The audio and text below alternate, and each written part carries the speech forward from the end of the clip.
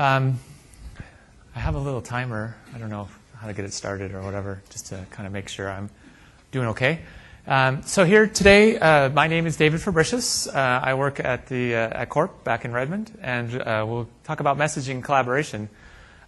Basically a combo of SBS 2011 Essentials and then Office 365. So how many folks are already familiar with SBS Essentials that use it? Okay, so a lot of new information. That's fabulous. How many people are more familiar with maybe SBS Standard, SBS 2011 Standard? So everybody. So I'll point out as we go along and talk a lot about the differences between the two. And then how many folks use Office 365 or are familiar with Office 365? So a couple. So that's great. So we have a lot of new information that we can cover today. So we have a fairly small group, so we can make this extremely interactive. We have 75 minutes, and I probably can give this session for a couple of days, or I can keep it down to about an hour. So we have lots of time for Q&A, so I encourage you to just shout out or whatever. So just to kind of get started and set some context, and I know this will probably be familiar, at least in concept, to most of you, which is great. But basically, kind of when you're trying to describe SBS or just think about SBS, kind of what is it? Underneath all of it, it's always been Windows Server, right? So we are Windows Server, and we have all of the roles and features that Windows Server does, or most of them. There's a couple of limits. But things like Active Directory, file print, networking, all of that stuff, all of the same application platform type stuff is the kind of foundation, if you will, of what SBS is. And then SBS specifically takes that and turns on and configures some of those roles and features. And the idea is, if you just buy Windows Server Standard and you install it, you kind of get a blinking green light. It is the beginning of whatever it is you want to do with it.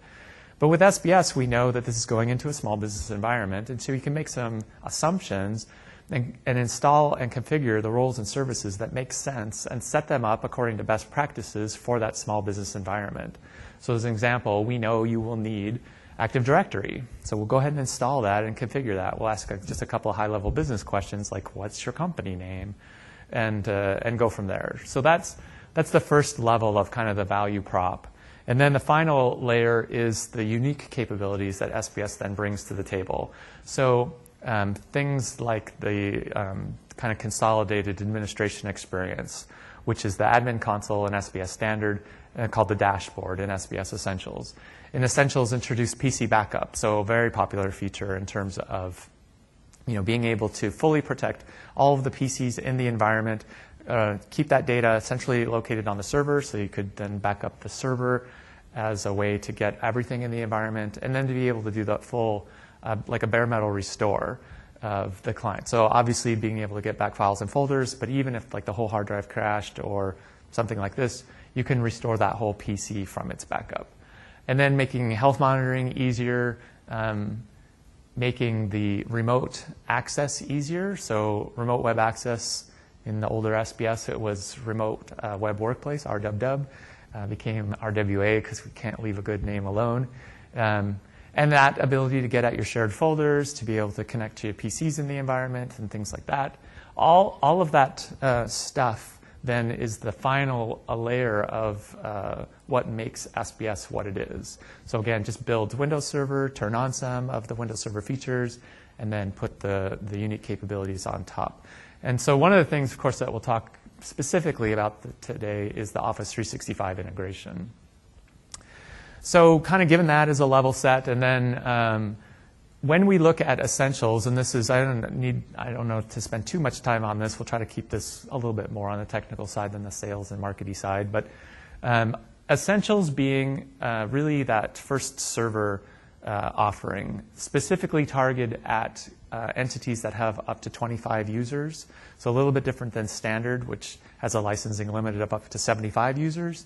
Essentials is really targeted at that smaller business and really focused on the flexibility and the choice of being able to run some of your applications and services in the cloud. So having a very cloud friendly platform that you can work with. So not just having everything run on-premise, not just having everything run in the cloud, but being able to use the Essentials server as a way to kind of have that hybrid environment, and then let the customers choose which applications they want to use the Windows Server platform to run, and which they want to just rent the capability from a cloud-based type offering. So again, Office 365 as an example of that for the messaging.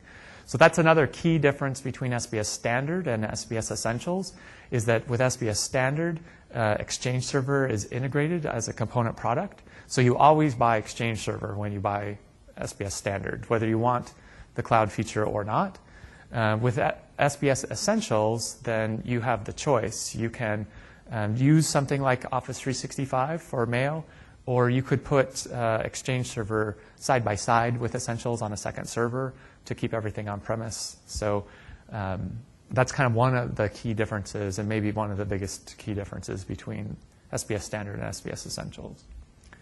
But the rest is very much the same, helping to protect your data, centralize the information in the environment onto that server, organize, define the access. Basically, when we look at who buys the server at all, it's small businesses who may potentially have only used client PCs up to now, and their decision is, should I buy another client PC and kind of use that as a file server, or should I buy a real server, and what does that give me?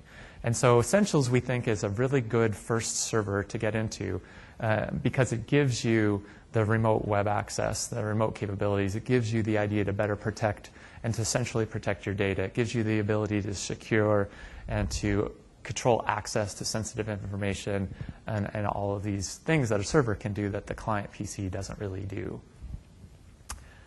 So that's a bit of a level set just on the value of that first server. So when we look at the user experience, and again, focusing on the Essentials piece, so again, we have the dashboard. This is that unified administration experience, very similar to the admin console of SBS Standard. That one-stop shopping place for the administrator to do their thing. Very much task-oriented.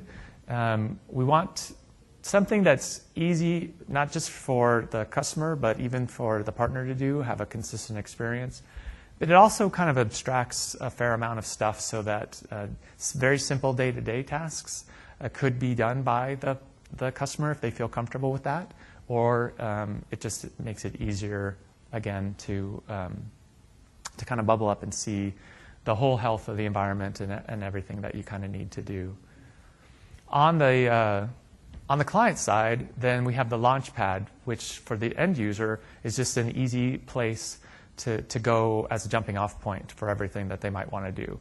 So again, you can start a manual backup. They happen automatically. We'll talk a little bit more about that, but you could kick it off or look at history.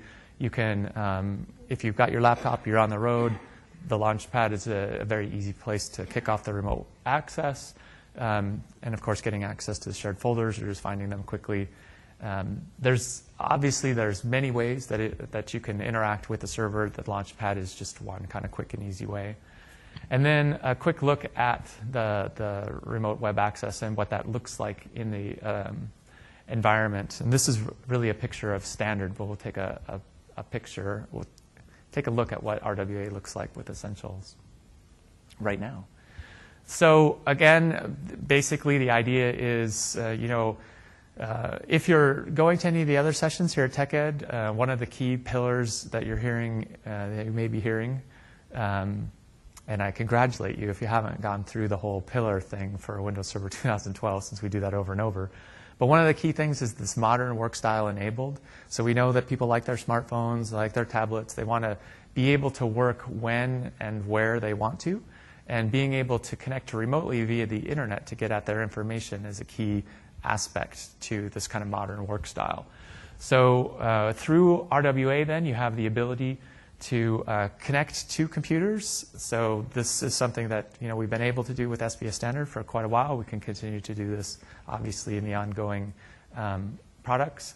So being able to make a secure connection through the internet, and this is basically an RDP connection, right? So the end user can maybe jump to a computer in the office that runs a specific application, maybe a finance application or a line of business application, what have you, and use it from anywhere as if they were sitting in front of it. Also, of course, the shared folders. You can customize RWA with links, if there are links, particular internet sites or anything that are helpful either internally or externally for the people in the company, then the RWA can be tailored to include those. One of the great things about Essentials is the extensibility. So we'll talk a little bit more about that later, but this is one place where the product can be extended. So not only can you, and you kind of see these are very kind of web party looking. So there's a web part for the computers you can access, for server folders, for the links. And there are other parts could be added. So this can be extended with functionality, whether it's security, whether it's a line of business application, or whatever it is, to add additional value beyond just the base product. So very highly customizable, both internally as far as how the look and the feel. You can put your logo on it. You can change the homepage background, things like that, as well as extensible by third parties. So health monitoring and alerting, this is just the idea of trying to surface what's happening in the environment and making it very quick and easy to see in the dashboard. So I might even have a laser pointer. So there's even kind of right behind this dialog, there's some little icons that show you the health. So simple, red, green, yellow kind of thing. And then when there are alerts, you pick up an alert, you can kind of see not only that something is wrong and what computer it actually applies to, but it gives you some information about some steps that you can use to resolve it. So some guidance, some actual prescriptive guidance on what to do next. And depending on the type of alert that you have, you may have a link to actually take a specific action. So maybe on a end user's desktop, the firewall has been turned off. So that will generate an alert, and there may be a link to go ahead and turn the firewall back on, or turn updates back on, or something like this that can help you out. So again, this is just a way to see problems and react to problems and know how to react to problems before the users in the environment become impacted.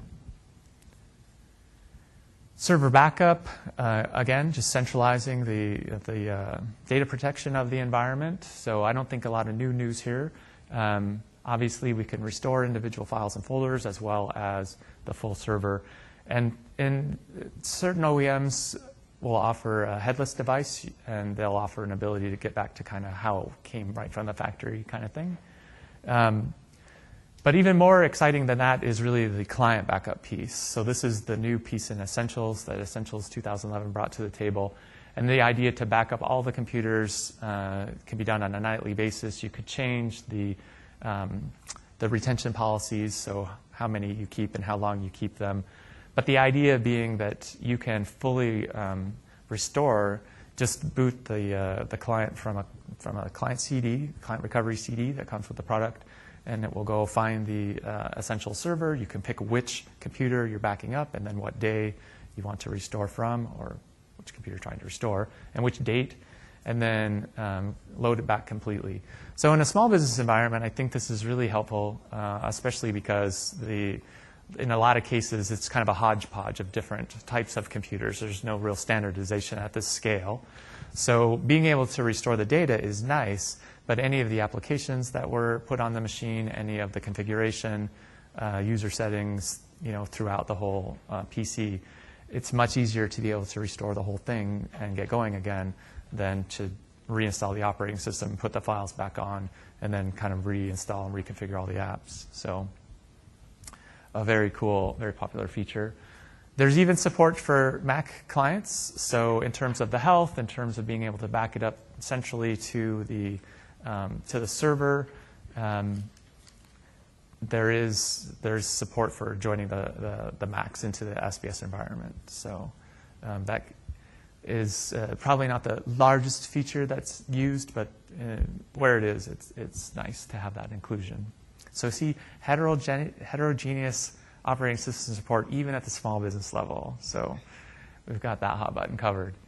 So I talked a little bit about the extensibility aspects of the server. So you see on the add-ins tab where that gets exposed. So you can have various different kinds of add-ins. So Office 365 integration module is an example, but we have other partners, Trend Micro, different security folks, have add-ins that then take the base functionality of Essentials and can extend that in various directions, and then let you manage those things through that same dashboard, through that same administration console. So, so that is just a nice way to have an even more sophisticated environment. Again, as you look at leveraging into the future more and more cloud applications and cloud services, then to be able to see those and manage those through the dashboard makes it easy to add in whatever type of functionality the customer needs. So that was kind of a quickie run through. If you have any questions or want any more depth, we can definitely just go into any of those. But I did want to go through a couple of examples of different things that work together with Essentials. And as an example of some of the add-ins that we have. So Windows 7 is a good example in the Windows 7 Pro Pack, which you can use. This basically allows, through group policy, to set up some of the security settings for the client to make sure that everybody in the environment has the proper settings and that the features are turned on and stay turned on to make the endpoints as secure as possible.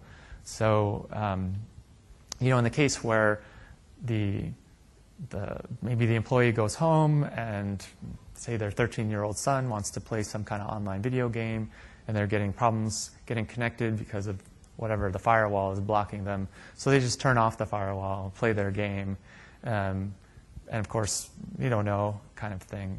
And then when you come back into the environment, the SBS server will be able to detect that the firewall is turned off. The policy says the firewall needs to be turned back on, so it will do that, and then you can kind of avoid problems that could result from not being secured. So that's the Pro Pack. It's a great also kind of way, when you're talking to customers. I think one of the things that happens in the small business level is there is often they'll go to like a Walmart or the equivalent in Europe and buy a PC, and it comes with the home edition of Windows, and then you don't get all of the capabilities that you get with the Pro version when you use it in a business environment. So in addition to just being able to join into the domain and be able to manage the computer, then the Pro Pack kind of adds on top of that same value with the tighter security and the better protection of that endpoint. So as you're kind of talking to folks, it's a great way to talk about the additional security and benefits that the Pro SKUs bring over the home SKUs in that business environment. So another aspect is the Windows 7 Phone application. So here you can see you can view the alerts in a similar way. It's a kind of a light administration experience, but then also you can use this to view and access the files that are stored on the server. And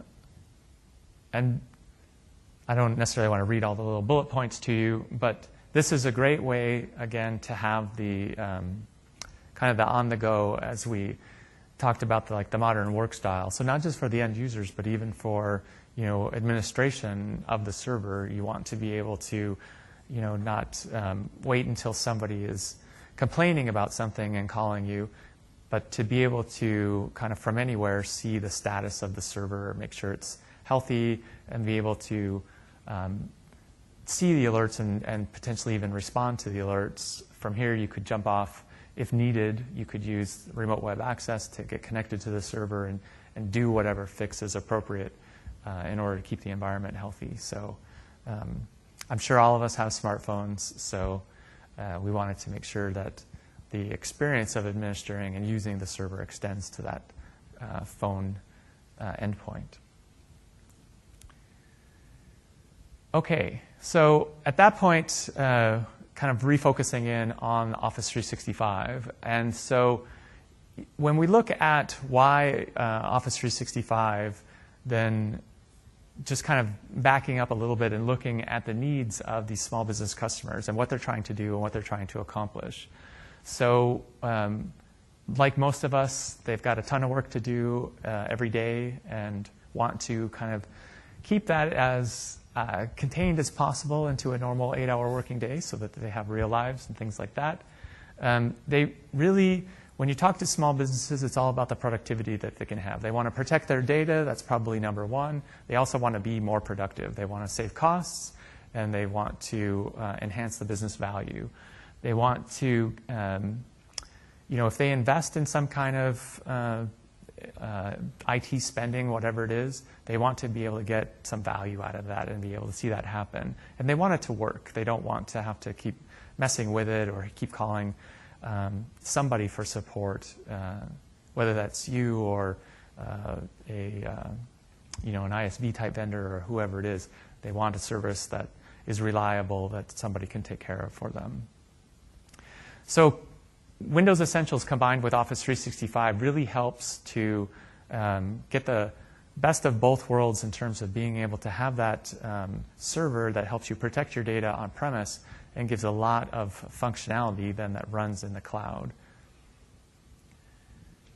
So this is kind of more of a marketing level. So I'll go through this kind of quickly, but the idea that built together or combined together, you get several different aspects covered to meet those business challenges.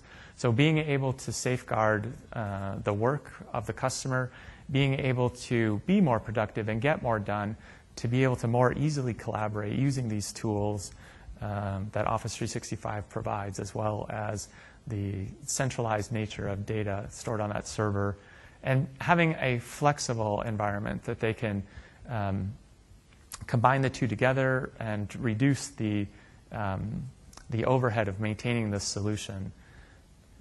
So as we look kind of, I know a lot of you said that you were familiar with SBS Standard, and so SBS Standard and Exchange Server running on premise, it obviously has worked great, and there's a lot of people who like that on-premise scenario, and that's definitely something that we want to support on-premise messaging going forward. But there's a certain amount of overhead and maintenance that happens to the Exchange server. You have to keep it healthy. You have to fix it when it breaks, things like that.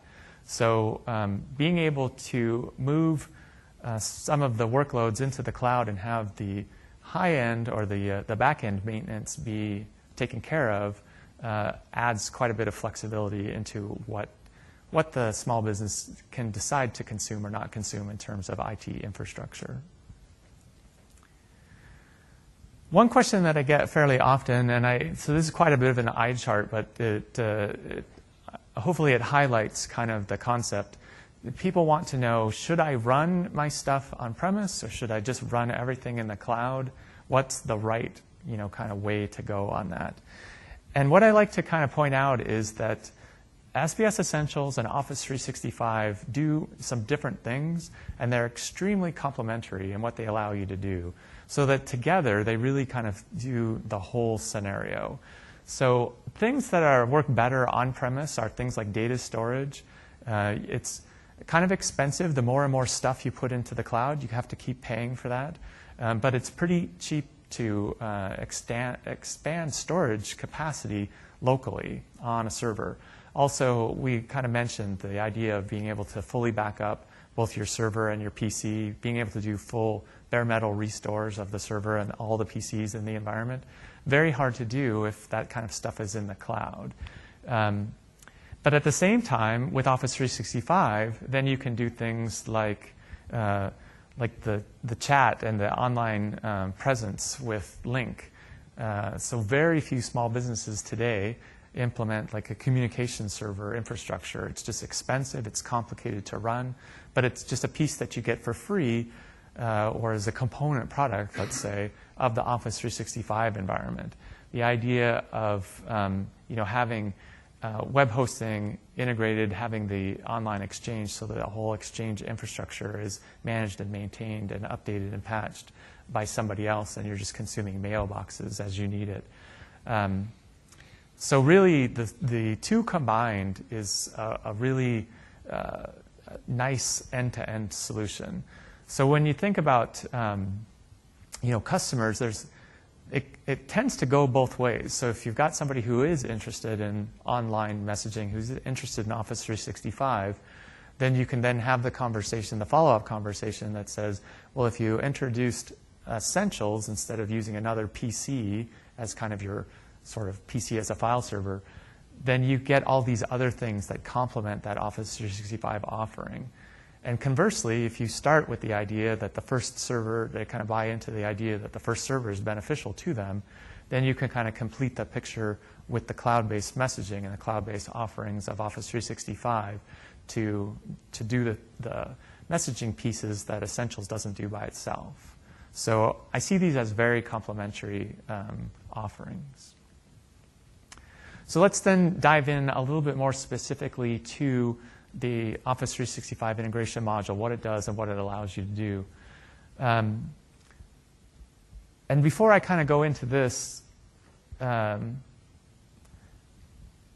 think when I was kind of asking earlier on as far as who's familiar with Office 365, so Office 365 is Exchange Server Online, SharePoint Online, Lync Online. So I think we're probably fairly familiar with what those technologies are. But are there any questions as far as what Office 365 is? Yeah. In an Exchange server, you can run multiple email domains, right? Is it possible in Office 365 as well? So the question is around having multiple internet domains for email.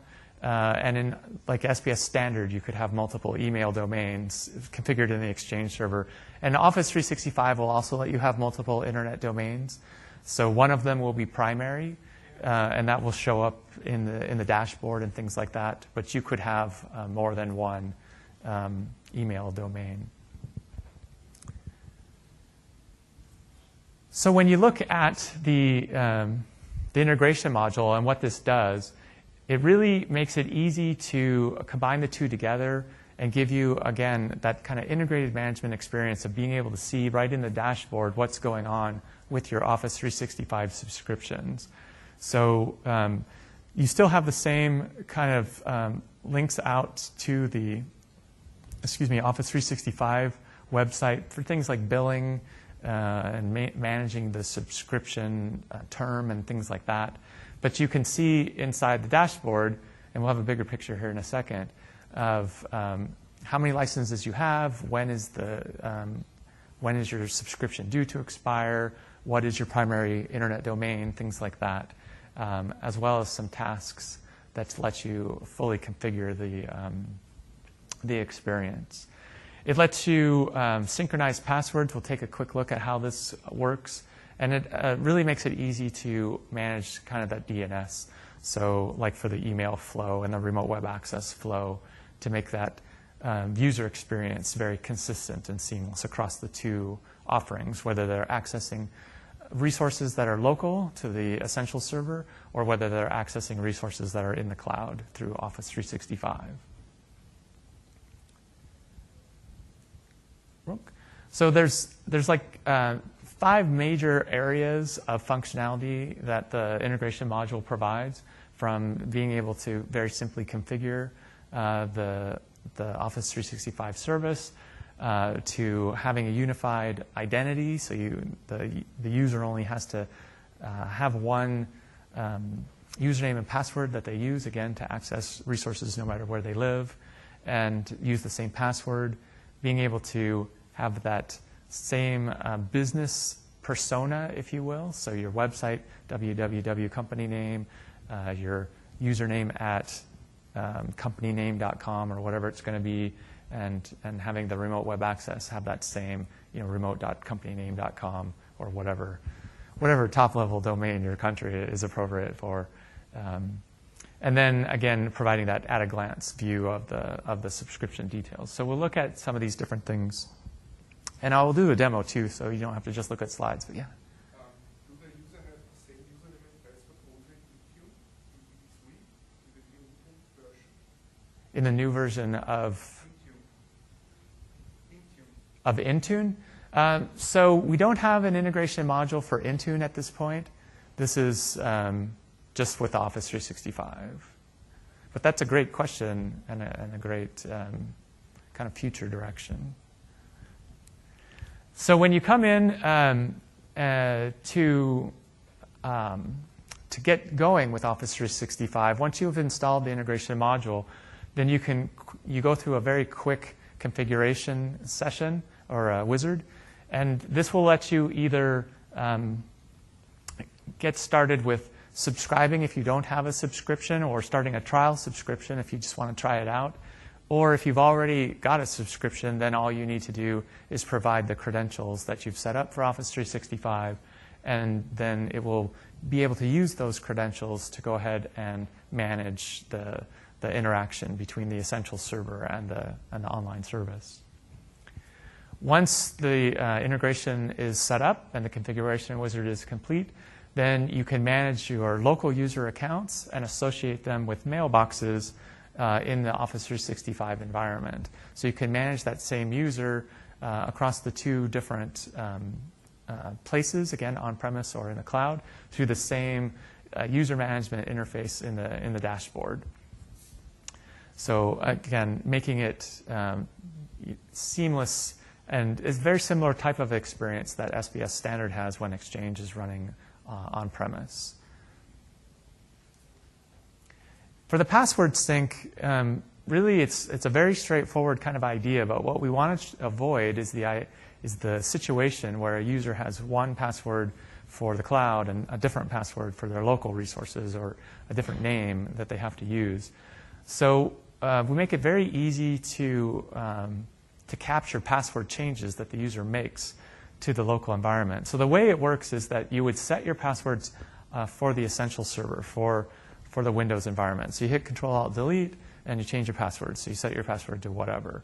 So the Essentials server will then detect that that password change is happening, and it will go ahead and use the integration module and a connection, a secure HTTP connection, and use your Office 365 credentials to establish that secure connection. And then it will flow that same password change up to the user's account. So then going forward, the same credentials are used to access both the local resources as well as the cloud-based resources. So it's not necessarily a lot of magic, but it just keeps things in sync. Yeah. Is it a one-way sync, or does it work the other way around? It's a one-way sync. So if the user were to go to the Office 365 management portal or whatever and change their password there, then the Essentials server wouldn't know. But if they use their local computer to change their password, then it will flow up. So it's one way, just from the Essentials environment to the cloud. An example, if you're a Salesforce user and out in the wild for half a year or whatever, Yeah. you want to change your password in the office, but you don't access the office, only the 365 environment. If you change the password out there, it does not really change locally in the network. Right. But given the situation where so the question was around if I am not getting connected to the Essentials environment and not changing my password there, but I do want to change it in the cloud because I'm very mobile and I want to, change the Office 365 password. Is that right? Then does the password flow, back the other way? And it doesn't. But if you're not accessing the Essentials server environment, then the fact that the password is not in sync is probably less of important because you're not getting back to the Essentials environment. Does that make sense? No, but if you go back after some time, Yes, then they would be different. expired already and your Yeah. account is locked or whatever. So that is one place where conceivably then the user would need help from the administrator to get back in sync again. Yeah. Yes.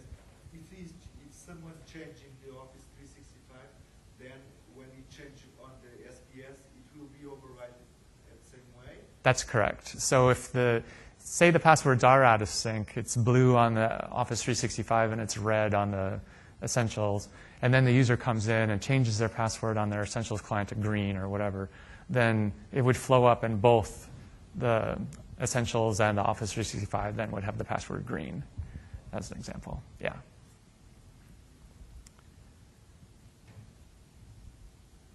So the next piece is the idea of making it easy to configure and manage the internet domain name that gets used. So again, as I kind of mentioned earlier, RWA uses a URL. Your email address has your internet domain in it, and your website has your internet domain in it. And you want an easy way to keep them all in sync. And so one of the features that the integration module provides is a way to go ahead and automatically set up those DNS records so that the appropriate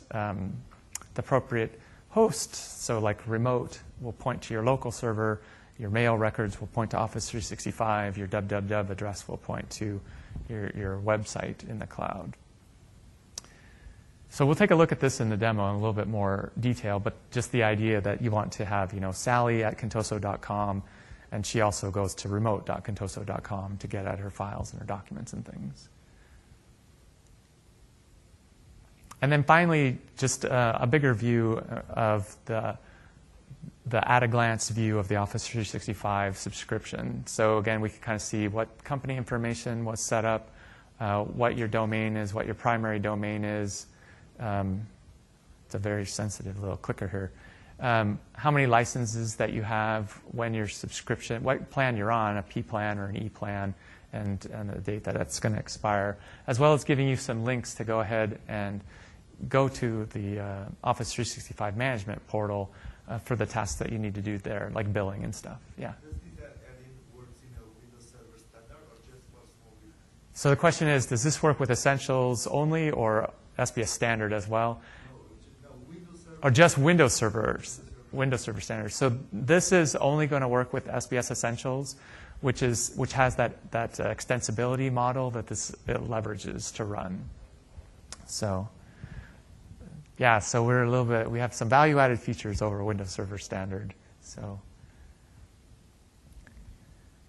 let's go ahead and take a look at a demo and bring that up, and we can actually kind of walk through and take a look at what this looks like.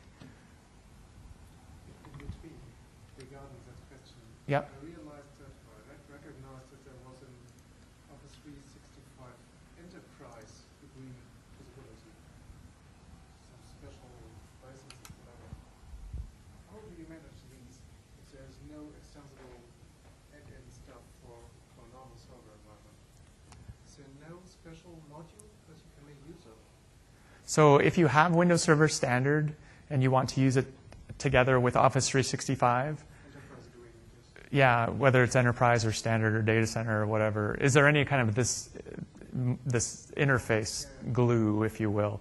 And there isn't. So that's very interesting. So Essentials, and partly this is because the design point for Windows Server in general is more IT pro focused. And so they just make an assumption that you will work harder at your management, that you'll just apply this additional layer of expertise, I guess. Whereas Essentials comes from the standpoint of wanting to make it easier and wanting to make it more seamless. And so we put a fair amount of engineering work into creating the module, the integration module. Password synchronization function also is not available with standard servers? Yeah, so the password synchronization, there isn't a way to, if you just have regular Windows Server Standard. So it's a great question because the Office 365 team asks me this question too. It's like, wow, how did you do that? Because I kind of actually really like that. And so they have separate tools, and I know there's tools to kind of synchronize in bulk ahead of time.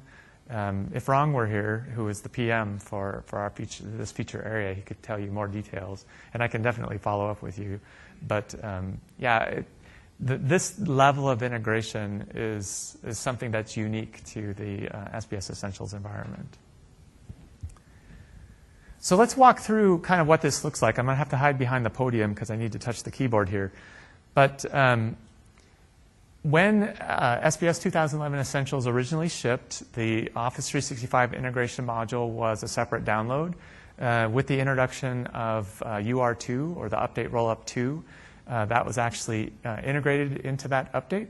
So now you'll see on the dashboard, on the home page of the dashboard, that the module is set up and there's a link to run the configuration wizard. Now, if you're not using Office 365, that's fine. You never need to run the wizard. It's not required that you have Office 365 in your environment when you use SBS Essentials, but it is something that you can choose to take advantage of. And I think that's probably a fair point to make, because in a lot of our marketing materials, it can sound like SBS Essentials is incomplete without Office 365, and that's not the case. Office 365 provides the messaging and collaboration functionality, but it's one way to get that. Hosted Exchange is another way to get that. Running Exchange on-premise is another way to get that. So depending on how you want to do your messaging and your collaboration or whatever workloads that you want to do, Essentials gives you the flexibility to make those choices. But let's go ahead with the premise that we're interested in Office 365, and that's what we want to use. So now we have a link right on the dashboard to go ahead and set that up, set the integration module up. So like all the wizards, starts with a nice little getting started page, gives you some context of what's going on and what the wizard's going to do. On the next link, you have the ability to tell Office 360 or tell Essentials where you are kind of in your workflow of getting up to speed or using Office 365. So if you don't already have it, then from here you can just click on the links to subscribe to either the E plan or the P plan. So both are supported in the same kind of way. Most small businesses tend to use the P plan, but you could use the E plan. So it costs more is basically what it comes down to. Some scale and there's some differences. So the differences have to do, again, with how support is provided, how many mailboxes that you can have. But I would say to get a complete sense of all the differences, definitely go to the Office 365 website because they change those things. So I don't have it here in this deck, but it also will give you a good overview of the current offerings in terms of the individual services that it provides. So, and in addition to subscribing, you can just sign up for a trial. And so this is actually great, just back in the office or whatever, wanting to see what this looks like. Without spending any money, without providing any kind of credit card information or anything, you can go ahead and install the integration module and set up a trial subscription and kind of walk through the whole deal. Once you have your subscription set up, then you will have a user ID and a password to manage the Office 365 environment. So you provide that information to the wizard, the integration module wizard, and then from here it can use that to create the secure connection it needs to do the management of Office 365. The last thing is setting the password security policy. So Office 365, because it is this web-based thing, they require a secure password, a strong password. So we want to make sure that on the Essentials box that we set the strong password policy so that users don't have trouble pushing and synchronizing that password from the local environment up to the cloud. Because Office 365 is going to require a strong password, so we want to make sure Essentials has the same rules, basically, that get applied to the password policy. So once you've done that, basically subscribe or set up a trial if you need to. Provide the credentials so that it can talk to the service and acknowledge that we turn on the strong password policy. That's it. That's the end of the wizard. So it's very quick and easy. There's not a lot that it takes to get this up and going. And then the dashboard will restart, and you'll get a new tab after the first standard set of tabs across the top in the dashboard. You'll actually see this Office 365 tab now. And that's where you'll see the at-a-glance view of the subscription that you just created, and also have links to jump off and manage deeper on the Office 365 side. So as we jump over to the Users tab, then here we can see we have a number of different options that were added, that got extended into this interface. So we have a new column for what's our Office 365 account. We have a new task, a couple of new tasks, one of which is to add Office 365 accounts. So as you get started, and this takes it from the premise that I started out by having Essentials in my environment, set up all my users, and now I'm deciding I want to use Office 365 for messaging. So I want to kind of catch up and bulk add in all of my users and give them accounts, give them mailboxes in the Office 365 environment. So when I start this wizard, I'll get a list of all the users in my environment, and then I can pick and choose which ones of them should have mailboxes. And it doesn't have to be everybody, but you can easily select more than one person at a time. So this is just a quick way to associate existing users and spin up mailboxes for them in the cloud. So you just select the users that you want, click Next, and the integration module will go ahead and populate the mailboxes in the cloud. And that's as easy as it is, really straightforward. The other thing that you can do, it's the same kind of process, but you can do it on a one-on-one basis after the fact. So maybe you have an intern who starts in the small business. You decide that they don't need to have an Office 365 subscription. They're only going to be around for a few weeks or whatever it's going to be.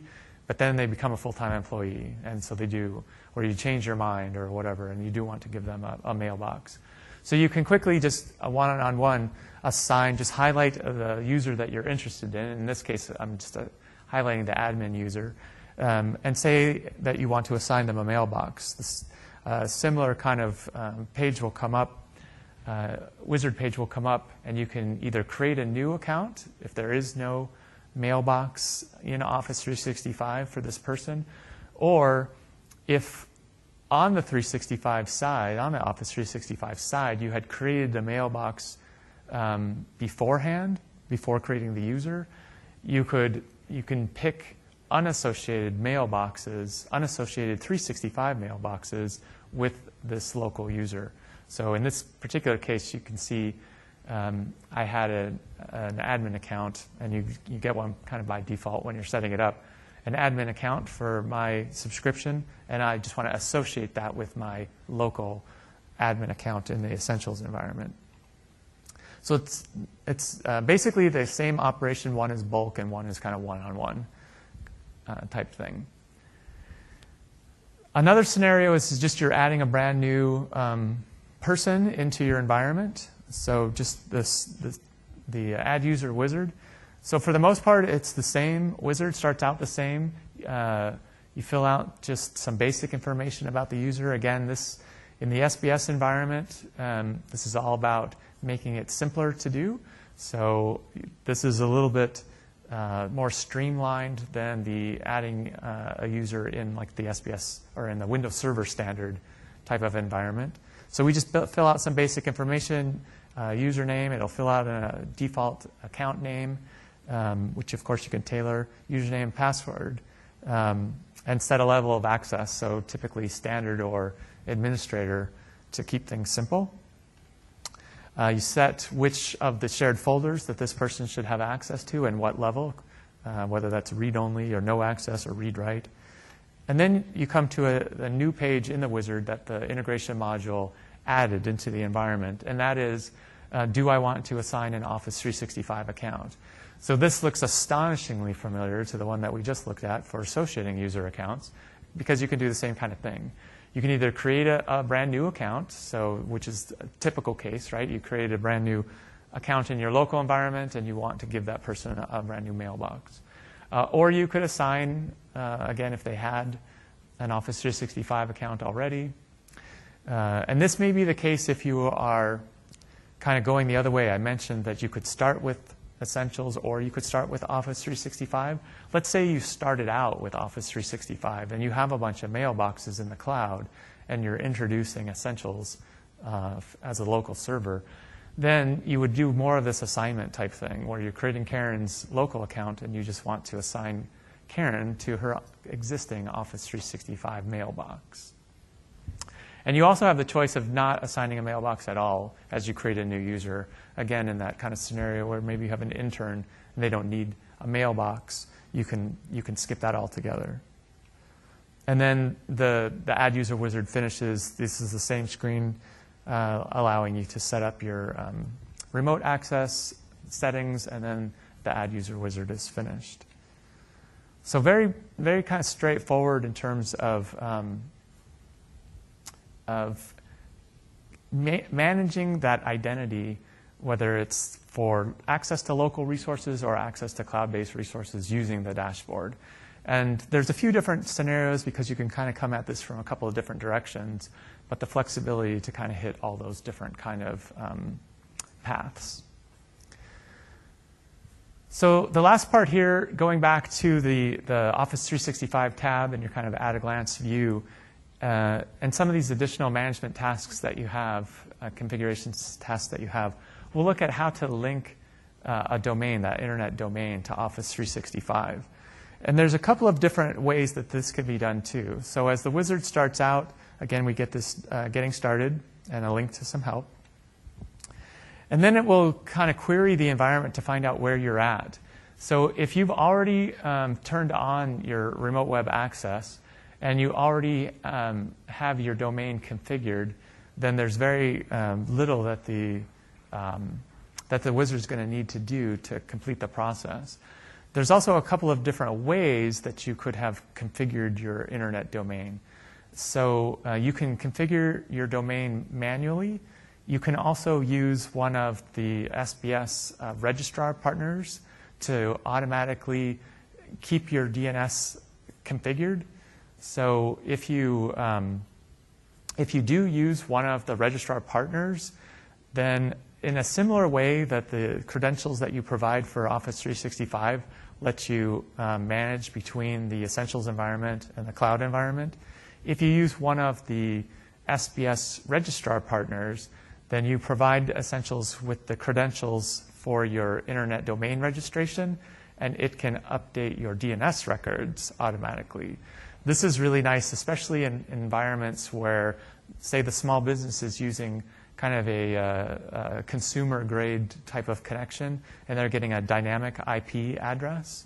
So you may have run into the situation where you have you're trying to access the server from a remote location, trying to come into remote.companyname.com or whatever, and it doesn't resolve correctly because the service provider, the internet service provider, has changed their underlying IP address. So if you configure the domain manually, the DNS records manually, then you have to determine what the new IP address is, go ahead and update the DNS records, and then wait for that to replicate, and then everything is okay again. If you use one of the SBS registrar partners, then it will constantly, like every 15 minutes, something like this, it will constantly communicate with the DNS server saying, this is my IP address, this is my IP address. And if your IP address changes, then the DNS server, or the service kind of running on the registrar side, will detect that it's changed, it will update the DNS record, and it will have a chance to replicate before the user can become impacted and can't access your site. So that's kind of a little bit of backstory around using or why using the automatic DNS. But if you do choose to go down that path and you've configured SBS to use that, then in terms of getting Office 365 to work, it also can be done in an automated way. Because now we can communicate with the registrar, we can communicate with Office 365, and Office 365 can tell us, it knows what the new DNS records need to be for mail, and it takes over the job of managing those DNS records. So it's very seamless. A couple of clicks on through the wizard to get them hooked up, and you're done. So very, very slick, But I did want to walk through the scenario of, well, what if I just want to do this manually? And in many cases, you may have, maybe the small business has a pre-existing domain and you just want to pick it up and use it. You don't want to kind of start over from scratch or whatever. So we can do that. As the wizard starts and it sees that we need to set up the domain, then it will start the internet setup wizard inside of the Office 365 domain wizard. So we kind of have a little bit of a nested wizards going on here, but it will run through this to get your domain set up in the first place. And there's a couple of paths you can choose. You can use a domain that you already have. You can use a new name. So we're going to go down the path where we already have an existing domain. So you just type that in. And then from here, you can choose again whether you want to work with a registrar partner to have that domain managed automatically and all the DNS records managed automatically, or whether you want to manually configure the DNS and take care of the DNS records. So again, both scenarios are supported. If you want to go the manual route, then it will just give you some information on what needs to be done and give you a link for jumping off to the manual registration. And then as far as the wizards is concerned, all it needs to know, there's a little checkbox at the bottom. Once you have manually configured your domain and you're happy with that, then you just check the box and then you can continue on with the wizard. You'll also need to have an SSL certificate in order to have secure conversations back to the Essential server, so like for remote web access, being able to access your shared folders and things like that. So that is also part of the domain setup wizard. So in this case, again, we can choose to use a certificate we already own, as well as choose to purchase a new one. In this case, we'll say I already have one, and give it the location and the password for that. And now we have finished setting up the domain name on the Essentials side. Now that that's done, we can go back to the Office 365 wizard that was asking about setting up your Office 365 integrations, your mail records, to support the Office 365. So again, here, because I'm doing it manually, it's just going to give us information about what DNS records need to be manually added. So if you click on this little link, a text box will open, and we get all this gobbledygook, which is why it's so much fun to use the automated registrar partner, because then you don't need to mess with any of this. But if you are comfortable with managing your DNS records, then there's no guessing, at least, because the wizard will tell you exactly what the records are that are needed and what information each record needs to contain, so that you can update that. And then again, little checkbox to say, yes, I went ahead and I configured the appropriate DNS records based on the information that the wizard provided, and then you're ready to go. So one is a kind of a long path, one is a very short path, but in the end, the result is that the appropriate DNS records have been set up, so now that mail will flow to Office 365, that your remote web access will flow to your local server, that your website will go to the Office 365 website. So everything is in sync and you have that consistent identity for your company. On the client side, so the last piece I wanted to look at is on the client side, what is the experience like? So when you first install the integration module, then the Launchpad doesn't have a link similar to the dashboard needing to be restarted. The Launchpad on the client side will just need to be started once, so that then it can be extended as well to have that Office 365 link. So, and again, this is an example of an add-on. Other third-party companies can also extend the environment, add links to the Launchpad, add links to the dashboard, add links to remote web access in a very similar way. But so now that the end users will see the Office 365 link, and if they click on that in their Launchpad, then they have a few additional links for how to interact with the with their Office 365 account. So if we just go ahead and look at the web app, the Outlook web app, so this is similar to, if you have Exchange on-premise, it's the same experience of using the web browser to access your email online. There's also across the top, because it's Office 365, there's a couple of other places you can go. Your team site is that SharePoint Online. There's also kind of a home page that will show you, for this person, the different places that you can go. And so like Link, as an example, we talked about being able to have instant messaging and presence information and being able to make online telephone calls, video calling, online meetings, that sort of thing. So this is a little link to a link to install Link. So I like that. Back in the dashboard, you'll actually see that you can go directly to that home location, the link in the middle. But there's also this quick start link at the bottom, which is a great place for users to kind of get up to speed with what is offered by Office 365, what did they just subscribe to, and what the functionality is, and how to start using that. So that's a quick overview demo of the Office 365 integration module.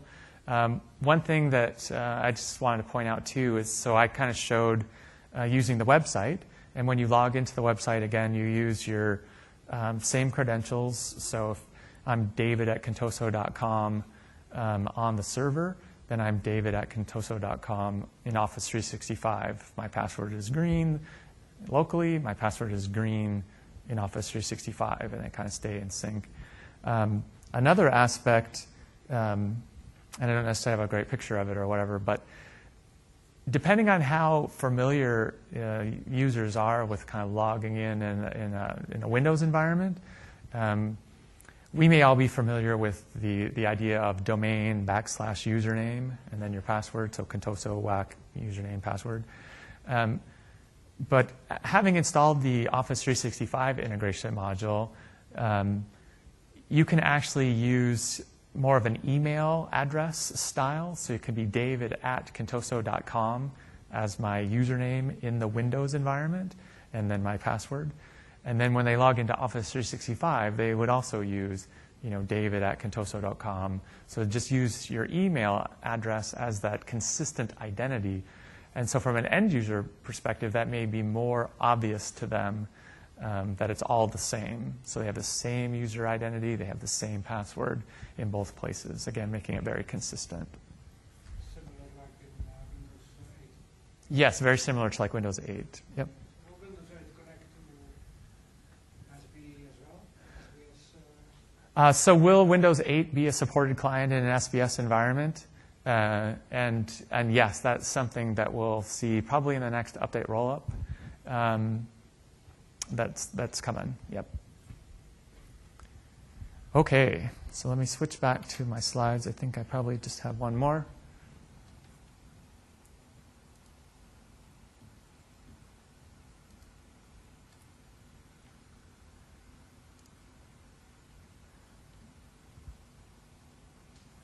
I don't really have one more. I just have a nice quote from one of our top customers. And we do have about 10 minutes or so left just to do Q&A, so I wanted to leave some time at the end. But basically, that's a quick overview of essentials of the Office 365 integration module, what it does and how it works. So definitely appreciate you coming to the session, and I hope that was useful. Thanks.